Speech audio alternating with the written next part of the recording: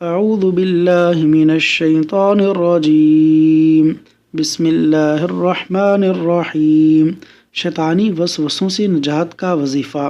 شیطانی وسوسوں سے نجات کا قرآنی وظیفہ یہ ہے: رب اعوذ بک من ہمزات الشیاطین، رب اعوذ بک من ہمزات الشیاطین وَأَعُوذُ بِكَ رَبِّ أَن يَحْضُرُونَ وَأَعُوذُ بِكَ رَبِّ أَن يَحْضُرُونَ۔ سورۃ المؤمنون آیت نمبر 97-98۔